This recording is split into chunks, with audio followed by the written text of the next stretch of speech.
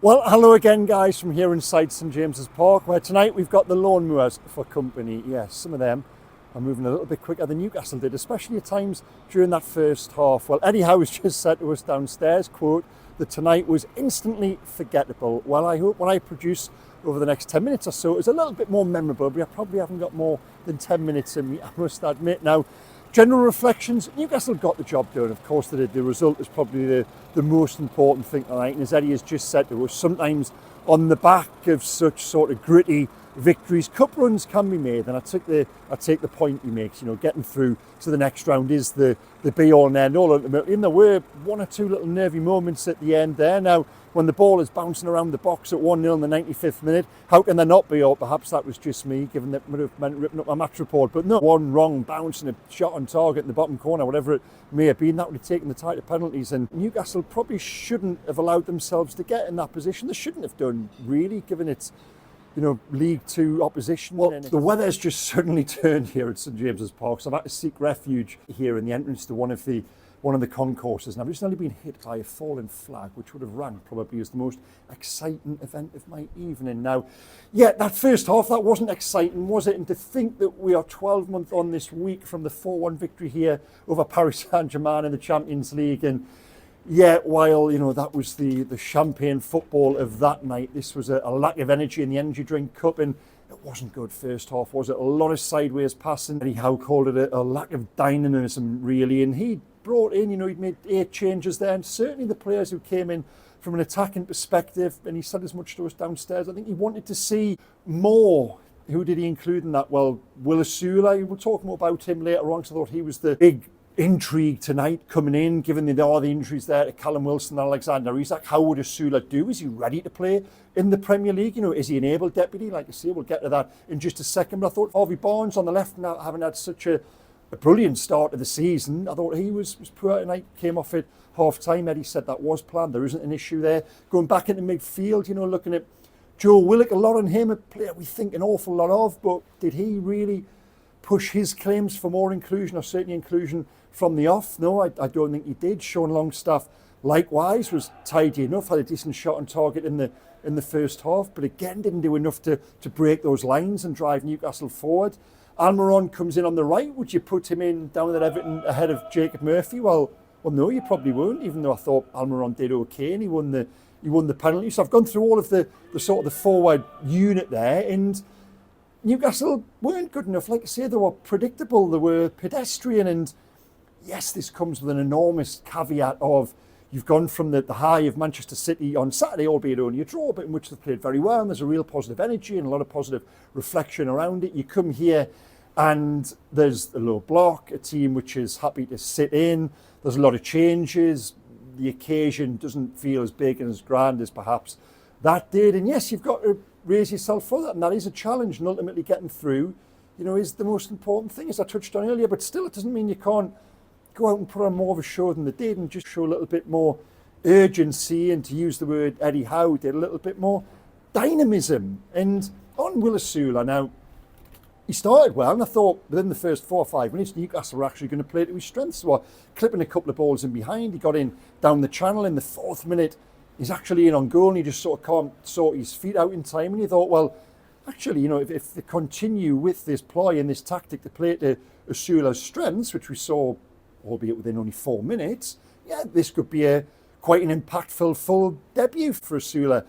But that just faded away, as did the rest of Newcastle's play. And it was windscreen wiper football, and it was back to front, side to side, and none of it was really penetrative, and you were looking at the likes of Willock and Barnes to make that difference, and it just didn't happen really. It took that penalty just on the stroke of half time, and without it, does the game actually drift to penalties in the end? Perhaps it might do. Now on that, Johnny Jackson downstairs with us there, the Wimbledon boss, he's absolutely furious.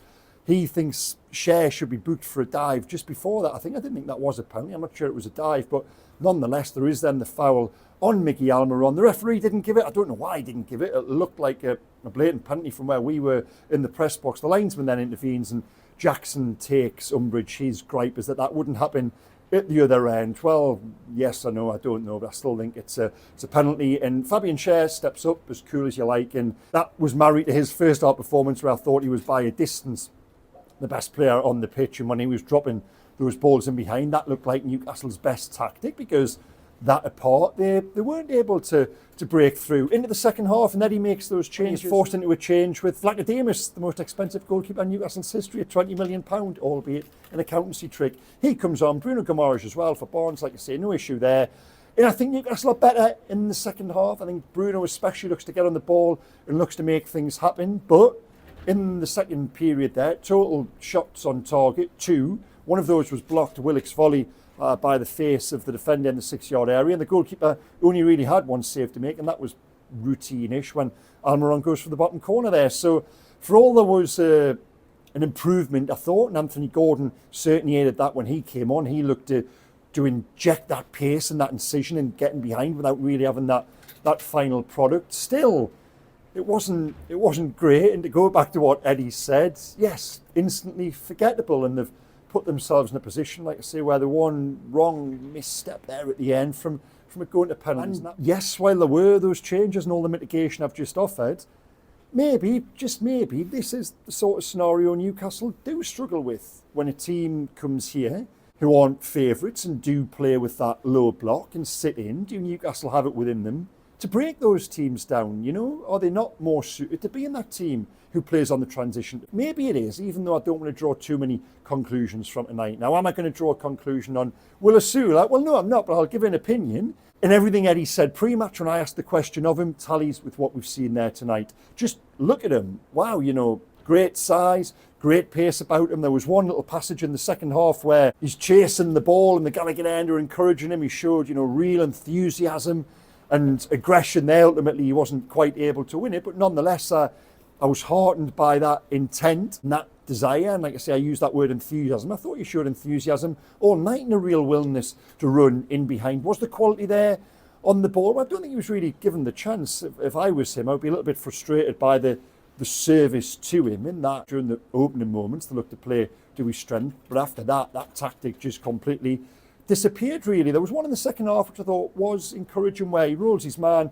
and he puts the ball into the side net with a low shot there. So, yeah, if I'm going to return an opinion, I'd probably repeat everything Eddie said yesterday. I haven't watched him in training for a lot longer than we've seen. That the raw attributes are there, the qualities are there. There's certainly something to work with. I didn't look at a player there tonight and think, goodness, why have they signed him? I can see why they've signed him. I'm prepared to commit to that. But is he close to being an able deputy to Callum Wilson and Alexander Isak? Well, no, and that goes back to my pre-match video, and that given the physical frailties at times of Isak and Wilson, Newcastle still don't have a third choice striker, which is supported by what Eddie Howe said to us in the press conference on Friday when he referred to Anthony Gordon as his third choice striker. So Osula isn't in that position yet, but if I'm giving a final summary on him, yeah, he did okay. There's certainly something there to work with. Now, the merit stars, does anyone really deserve 3 after that? I'm going to go with the match winner. I'll go with Fabian Schär. He showed his class in the first half, especially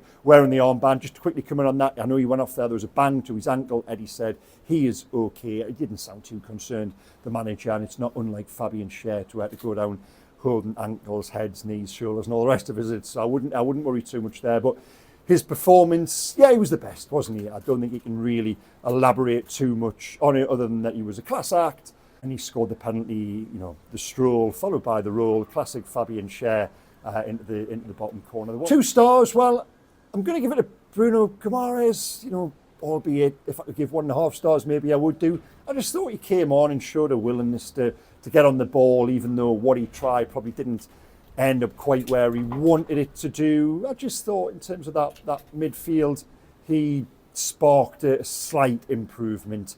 Yeah, 2 stars for Bruno Guimaraes, and 1, well, I'll go Miguel Almiron, just because he was Almiron, you know, there was a lot of huff and a lot of puff, but I think he showed I come back to that word, willingness. So to that end, out the front 3, which started the game, I thought he was perhaps the best of them.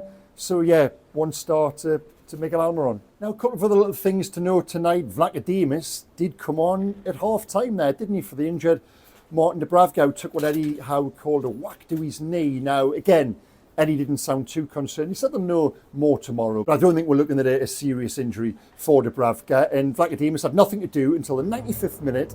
like I say, where the ball is bouncing around the area. Wimbledon put one across the 6-yard area, and he took it. He claimed it well enough, didn't he? So, but also as well, one other thing we've got to talk about tonight was the attendance. I think it was only 200-300 short of what there was here for PSG a year ago, and that just shows the interest and enthusiasm that still exists for this team that is never going away during 3 years of the takeover. Of course, the anniversary is next week, and at a time when, you know, stadium expansions or otherwise, will Newcastle move? Will they stay here? What will they do? We don't quite know yet. Newcastle don't know yet. So how can us guys? So yeah, for a full house to turn out here tonight, that probably does send a message to the hierarchy, and a timely one at that. Well, as you can see, the wind is just starting to play havoc with my hairline there, so I'll decide to call time now. And yeah, below the line, tell me who stood out for you tonight. Did anyone stake a claim to come in against Everton? I don't think so. What do you think of Will Osula? Yeah, so comments below the line, always welcome. I'll get through as many as I can. And please hit like, subscribe, and there's a thanks button there as well. And I'll see you again at the end of the week when we'll be talking to Eddie Howe up at the training ground ahead of the trip down to Everton on Saturday, a game I'll also be at. But for now, we'll brave the elements. I'll just back shuffle out of here and give you one last little spin of St James's Park. Okay, thanks again for watching. Take care, guys. Even good night. Bye bye.